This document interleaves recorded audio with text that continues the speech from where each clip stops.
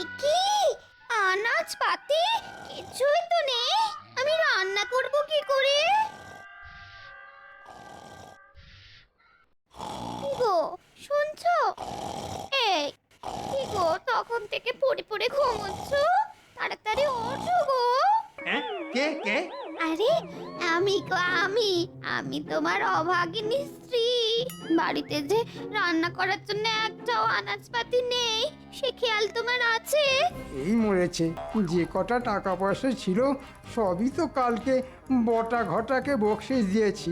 এখন কি হবে? শোনো, এমনিতেই মাসের শেষ, তার উপর গোপালের জ্বালায় উপরি রোজগার সব বন্ধ হয়ে গেছে। তুমি চাল ডাল যা আছে তাই রান্না করো, এখন বাজার করতে যেতে পারবো না।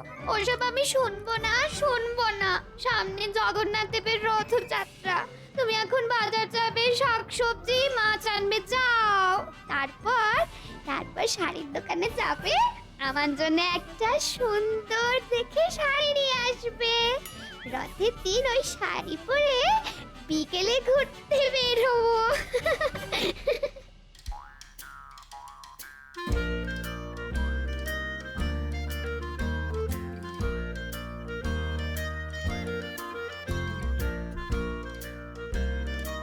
কি মহারাজ, রোজ তো আমাকে দেরি করে আসার জন্য গান বন্ধ করেন, আজ তো রাজসভায় মন্ত্রী মশাইয়েরই কোনো পাত্তা নেই। তাই তো দেখছি। আজ আসলে আচ্ছা করে বলবো। মন্ত্রীর কথা বাদ দাও তো। তা সামনে তো জগন্নাথ দেবের রথযাত্রা, তা তোমরা সবাই কে কি পরিকল্পনা করছো? মহারাজ, আমি তো এবারে ভেবেই রেখেছি, রথের মেলায় কলার দোকান দেব, তাতে রথ দেখা কলা বেচা দুই হবে। বাবা, গোপাল তুমি পারো বটে, সত্যি। তা গোপালেরটা তো শুনলাম, তা বাকি সবাই কে কি করবে? জিলিপি খাবো, ঘুগনি খাবো, কিনবো পাঁপড় ভাজা, মেলায় যাবো, রথ টানবো, খাবো জিভে গজা। এটাই আমার পরিকল্পনা। প্রণাম মহারাজা। আহা, সভাকবি, তোমার কবিতা শুনে মন ভরে গেল। কিন্তু সভাকবি, আবার দেখো, এই শরীরে এত কিছু একবারে খেয়ে লেজে গোবরে হয়ে যায় না জানো।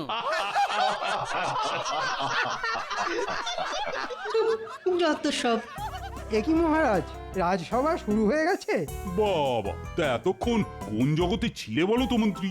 আর বলবেন না মহারাজ, মাসের শেষ, হাতে টাকা নেই, ঘরে আনাজপত্র কিচ্ছু নেই, তার উপর গিন্নির বায়না, সামনে রথযাত্রার আগে ভালো শাড়ি কিনে দিতে হবে। রাজ্যের মন্ত্রী দেরি করে রাজসভায় ঢুকছে, তার হাতে টাকা নেই। লজ্জা লজ্জা, ঘোর লজ্জা।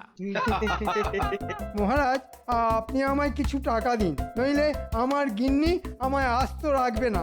না না না, ওসব টাকা পয়সা আমি দিতে পারবো না। সামনে জগন্নাথ দেবের রথযাত্রা, অনেক খরচা আছে। তোমায় এখন অতিরিক্ত টাকা আমি কিছুতেই দিতে পারবো না। মহারাজ, মানুষের মধ্যেই তো জগন্নাথ দেব ভগবান বিরাজ করেন। আমার মতো একটা জলজ্যান্ত মানুষরূপী ভগবানকে খালি হাতে ফিরিয়ে দেবেন মহারাজ? মন্ত্রী মশাই, ভগবান তো আপনাকে খেটে খাওয়ার জন্য হাত দিয়েছেন, গায়ে শক্তি দিয়েছেন, মাথায় বুদ্ধি দিয়েছেন, তবু হাত পাততে আপনার লজ্জা করছে না? তুমি ফোড়ন কাটা বন্ধ করো গোপাল। মহারাজ, আমার বউ নতুন শাড়ি না পেলে খুব রেগে যাবে। আপনি একটু আমার দিকটা দেখুন। দূর ছাতা, আমার মাথা খেও না তো, চুপচাপ থাকো আর নইলে বিদে হও।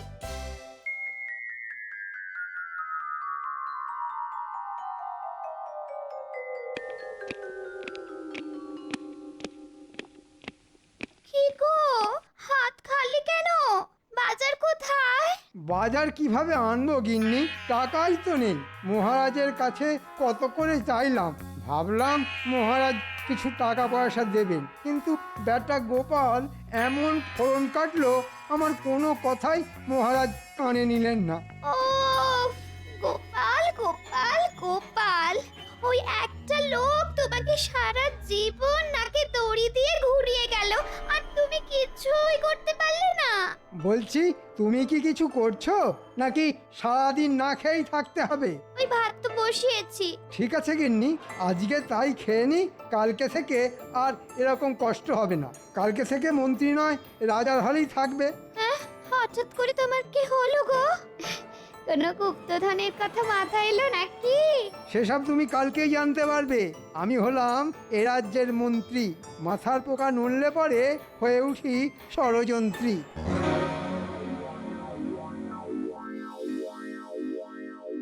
দাদু, অনেকদিন তোমার কাছে গল্প শুনিনি, আজকে আমরা তোমার কাছে গল্প শুনবো। হ্যাঁ দাদু, গল্প শুনবো গল্প শুনবো।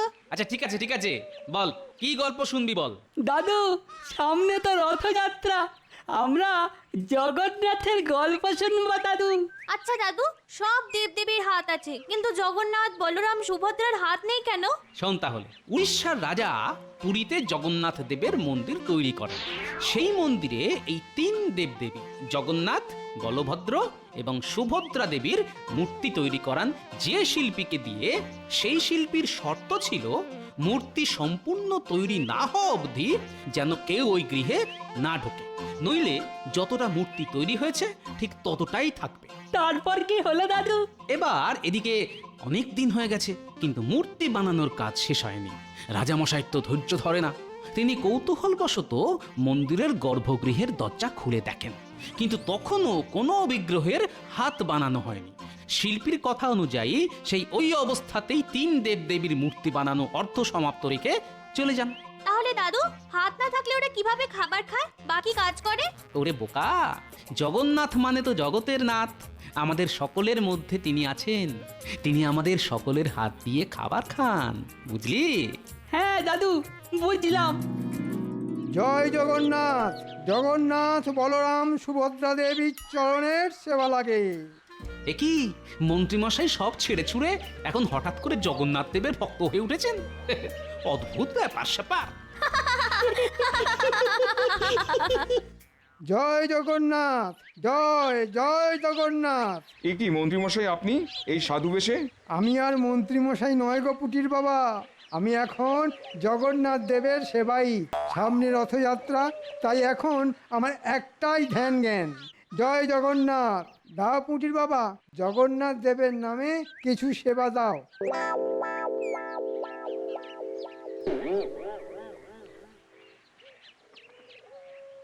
এ কি পুটির মা, শুধু এইটুকু? যিনি জগতের নাথ জগন্নাথ, তার কি এইটুকু চাল সবজিতে পেট ভরবে পুটির মা? কিন্তু আমাদের তো এইটুকুই সামর্থ্য মন্ত্রীমশাই। আরে ঈশ্বরের নামে যত দেবে ঈশ্বরের কাছ থেকে তত পাবে। আমাদের তো আর দেওয়ার মতো কিছুই নেই মন্ত্রীমশাই, চাষাবাদে কোনো রকমের দিন চলে, থাকার মধ্যে আমার ওই 1.5 বিঘা জমি ব্যাস। আরে পুটির বাবা, ওটাই দিয়ে দাও, যা দেওয়ার সবই তো ঈশ্বরের নামে দিচ্ছ, আর মরে গেলে তো তার কাছেই ফিরে যেতে হবে। এই সুযোগ, রথযাত্রার আগে ঈশ্বরকে যত দেবে, রথযাত্রার পরে ঈশ্বরের কাছ থেকে তার দ্বিগুণ পাবে। আচ্ছা ঠিক আছে, তাহলে আমি আমার ওই 1.5 বিঘা জমি জগন্নাথের নামে দিয়ে দিলাম, আমি সব ঈশ্বরের নামে দিয়ে দিলাম, কিন্তু রথযাত্রার পরের দ্বিগুণ জমি পাবো তো? পাবে না মানে? ঈশ্বর কখনো কথার খেলাপ করেন না। আমি আগে তোমাদের মতো গরিব ছিলাম, তারপর রথযাত্রার আগে সব জগন্নাথ দেবের নামে সমর্পণ করতেই কিছুদিন পরে হয়ে উঠি কৃষ্ণনগরের মন্ত্রী, বুঝেছ? দাঁড়াও, আমি কাগজপত্র নিয়ে এসেছি, একেবারে টিপ স্বাক্ষর দিয়ে লিখে দাও, সব জগন্নাথ দেবের নামে দিয়ে দিলে।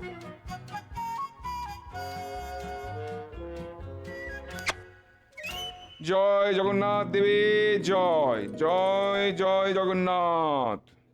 বাবা, তোমরা তো জানো না, এইভাবে ঈশ্বরের নাম ভাঙিয়ে রাজ্যবাসীর সব জমি জমা কেড়ে নেব, তারপর আমায় আর দেখে কে? মহারাজও কিচ্ছু করতে পারবেন না, সব একেবারে লিখিত পরিত করে নিচ্ছি।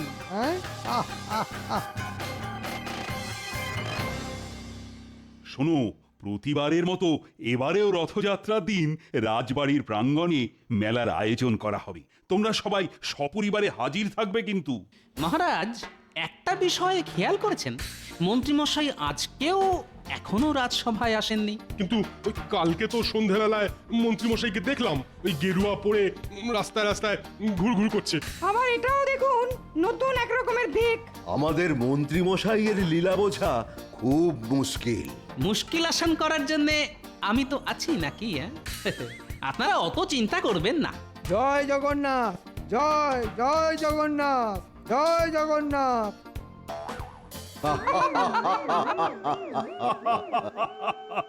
কি মন্ত্রী, তুমি কি বেশে এসেছো? সামনে জগন্নাথ দেবের রথযাত্রা, আমি ওনার সেবাই। আমাকে নিয়ে পরিহাস করবেন না মহারাজ।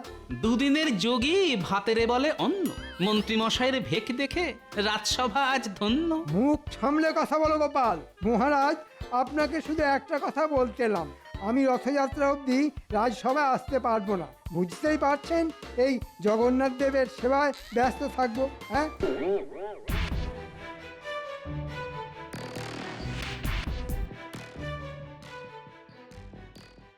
এই তোমরা মাঠ থেকে উঠে পড়ো, তাড়াতাড়ি ওঠো, তাড়াতাড়ি। কেন মন্ত্রীমশাই, মাঠে গাছের যত্ন না করলে এবার শস্যের ফলন ভালো হবে না যে? সেসব তোমাকে দেখতে হবে না, যা দেখার আমি দেখবো। কি বলছেন আপনি? আমরা কাজ না করলে জমির মালিক রেগে যাবে না? শোনো, এই জমির মালিক এখন স্বয়ং পরমেশ্বর জগন্নাথ দেব, আর আমি ওনার সেবাই। তাই যা দেখার আমি দেখব। তোমাদের মালিক জগন্নাথ দেবের নামে সব জমি লিখে দিয়েছেন, তাই চটপট জমি থেকে উঠে পড়ো, উঠে পড়ো, উঠে পড়ো। না না না, এ কি করে হয়? চাষ না করলে আমরা খাবো কি? তোমরা তোমাদের মালিকের ভাগ চাষি, আর এখন জমির মালিক পাল্টে গেছে, তাই তোমাদের আর দরকার নেই। যা বাটা ঘটা বেটাদের জমি থেকে তুলে দে, আর কথা না শুনলে লাঠি মেরে জমি থেকে ভাগিয়ে দে। ওরে বাবা, পালাও পালাও পালাও! বিপদে পড়লাম রে বাবা। যা লোকের তাই জগন্নাথের, আর যা জগন্নাথের তাই আমার। হ্যাঁ, মন্ত্রীমশাই, আপনার কি বুদ্ধি! একটু একটু চরণ ধুলি দিন। ওরে, ভেজা জমিতে দাঁড়িয়ে থেকে পায়ে কাদা লেগেছে, একটু শুকিয়ে যাক, ঠিক ধুলো করে দিয়ে দেব। হ্যাঁ, চল এবার ভোলার দোকান আর পুঁটির বাবার জমি কবজা করতে হবে।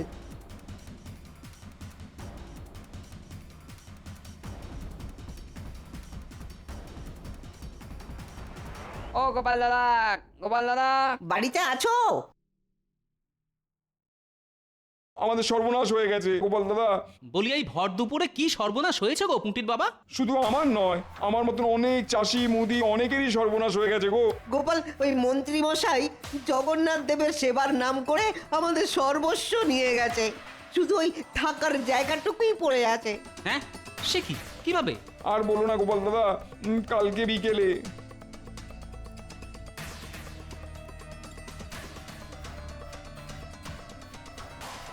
কি কাণ্ড! তোমরা এতটাই বোকা, মন্ত্রী চাইলো আর দিয়ে দিলে? দূর, আমরা কিভাবে বুঝবো? মন্ত্রী মশাই তো আর নিজের জন্য চাইনি, চেয়েছে ওই জগন্নাথ দেবের সেবার জন্য। আর এখন নিজেই আমার দোকান, ওই পুটির বাবার জমি, আরো অনেকের জমি ওই লাঠিয়ালদের দিয়ে দখল করে রেখেছে। ঠিক আছে, ঠিক আছে, কালকে সকালে রাজসভায় তোমরা এসো, আমি দেখছি কি ব্যবস্থা নেওয়া যায়। আচ্ছা গোপাল দাদা, তোমার এইটুকু আশ্বাসই যথেষ্ট। আমরা কালকে তাহলে রাজসভাতেই আসবো।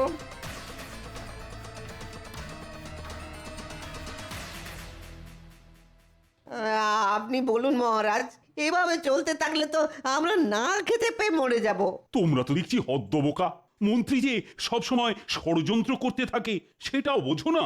আমরা তো খেটে খাই মহারাজ, কত কথার মার প্যাঁচ বুঝি না। উনি বললেন যাই আমাদের তাই জগন্নাথের, আর যাই জগন্নাথের তাই আমাদের।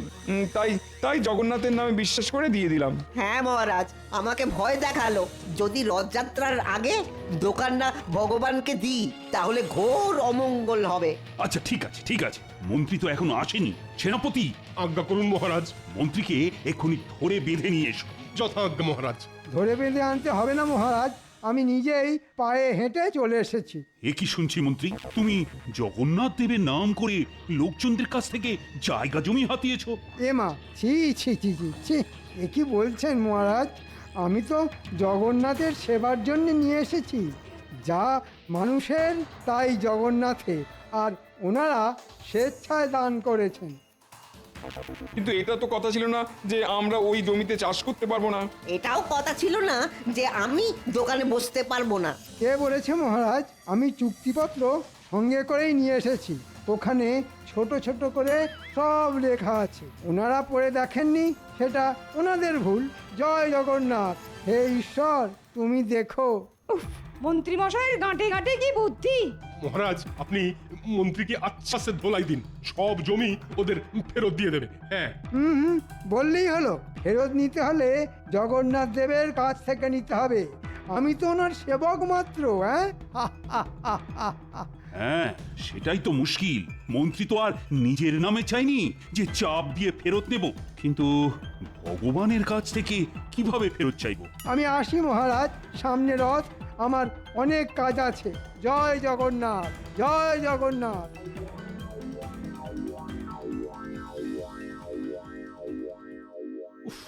এ তো বড় মুশকিলে পড়া গেল। কি করা যায় বলো তো? আমরা ভাগ চাষি মহারাজ, চাষ না করলে আমরা খাবো কি মহারাজ? তোমরা কেউ কিছু বুদ্ধি দাও না, মানে কিভাবে মন্ত্রীকে জব্দ করা যায়? না মহারাজ, আমি কোনো উপায় খুঁজে পাচ্ছি না। আমিও তো কিছুই বুঝতে পারছি না। গোপাল, আরে ও গোপাল, তুমি অন্তত কিছু বলো। মহারাজ, আমার মতে আমাদেরকেও সেই উপায়ে মন্ত্রীকে জব্দ করতে হবে যেভাবে মন্ত্রী সবাইকে ভোগাচ্ছে। সেটা কিভাবে? ওই যে, যাই মানুষের তাই জগন্নাথের, যাই জগন্নাথের তাই মানুষের। আহা, কি বোঝাতে চাইছো খুলে বলো তো। মহারাজ, মন্ত্রীমশাই যে বাড়িতে থাকেন ওটা তো আপনিই দান করেছিলেন রাজ্যের মন্ত্রীর প্রাপ্ত সম্পত্তি হিসেবে। আজ থেকে ওই বাড়িটা আপনি জগন্নাথ দেবের সম্পত্তি হিসেবে ঘোষণা করে দিন, আর ওই বাড়ি ভেঙে একটা মন্দির বানানোর পরিকল্পনা করুন। তাহলেই দেখবেন মন্ত্রীমশাই সোজা রাস্তায় চলে আসবেন। সাবাস গোপাল, সাবাস। এই জন্যেই তুমি আমার রাজসভার রত্ন। আমি আজই সব ব্যবস্থা করছি। মন্ত্রীর বাড়ি ভেঙেই তৈরি হবে কৃষ্ণনগরের জগন্নাথ দেবের মন্দির। গিন্নি, তাহলে আর আমাদের কোনো সমস্যাই থাকলো না। জগন্নাথ দেবের নামে যা জমি হাতিয়েছি তাতে চাষ করলে আমাদের হেসে খেলে সংসার চলে যাবে। রথের মেলার দিন আমার কিন্তু নতুন শাড়ি চাই, মনে আছে তো? মনে আছে গিন্নি, সব মনে আছে।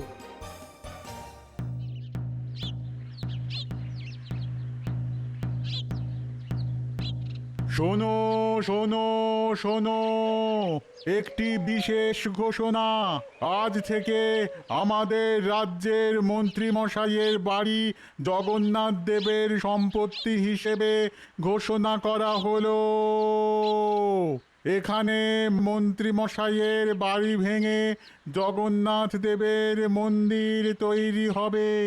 শোনো শোনো শোনো। কি আমি কি শুনলাম?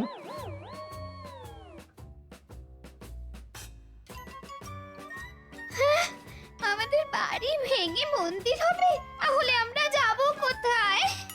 কেন? রাস্তায় রাস্তায় ঘুরবেন, গাছতলায় বসবেন, আকাশের মতো অত বড় ছাদ পাবেন। এই বাড়ি আর কি হবে? চটপট বাড়ি থেকে বেরিয়ে পড়ো। এই বাড়ি ভেঙে মন্দির হবে। তোমাকে তো এটা আমি মন্ত্রীর প্রাপ্য হিসেবে দান করেছিলাম। আজ থেকে তোমার মন্ত্রী পদ কেড়ে নিলাম, আর বাড়িটাও জগন্নাথ দেবের নামে লিখে দিলাম।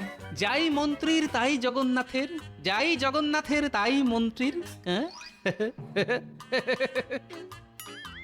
আর হ্যাঁ মহারাজ, মন্ত্রীমশাই তো ওই চাষিদের জমি ভোলার দোকান জগন্নাথ দেবের নাম করে নিয়েছেন। তাহলে ওই জমি তো জগন্নাথ দেব নিজে পাহারা দেবেন।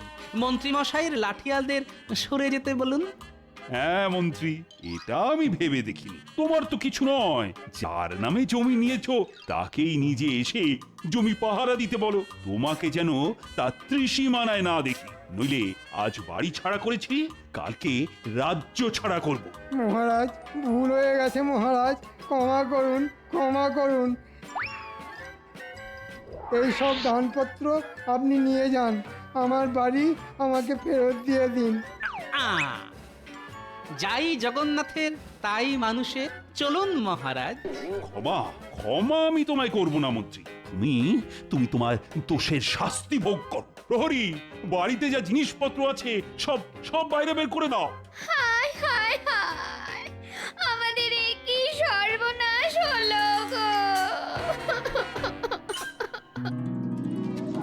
বলো জয় জগন্নাথ দেব কি, জয় বলভদ্র দেব কি, জয় জয় সুভদ্রা মাই কি। জয় আসছে বছর আবার হবে। রথযাত্রা, সব তোমার জন্য হয়েছে, সব তোমার উল্টো পাল্টা বুদ্ধির জন্য আজ আমরা পথে বসে গেছি। একটা বাড়ি ছিল, সেটাও আর নেই। কি ব্যাপার প্রাক্তন মন্ত্রী, এখানে গাছতলায় বসে আছো? মহারাজ আমার ভুল হয়ে গেছে, এই আপনার হাতে পায়ে ধরছি মহারাজ, আপনি আমায় দয়া করুন মহারাজ, আমার বাড়ি ফিরিয়ে দিন মহারাজ, আমি এরকম ভুল আর কোনো দিন করবো না মহারাজ, কোনো দিন করবো না। না না না না, আমার হাতে পায়ে না ধরে জগন্নাথের কাছে ক্ষমা চাও আর বলো এই ভুল আর কোনোদিনও হবে না। হে ঠাকুর, জগন্নাথ ঠাকুর, আমায় ক্ষমা করে দাও ঠাকুর, আর এ ভুল কোনো দিন করবো না, তোমার নাম করে লোক ঠকাবো না, লোক আমি ঠকাবো না। ঠিক আছে ঠিক আছে, দেখো জগন্নাথ দেবের কাছে যখন চেয়েছো তখন তিনি নিশ্চয়ই কিছু না কিছু ব্যবস্থা করে দেবেন। বলো জয় জগন্নাথ কি। জয়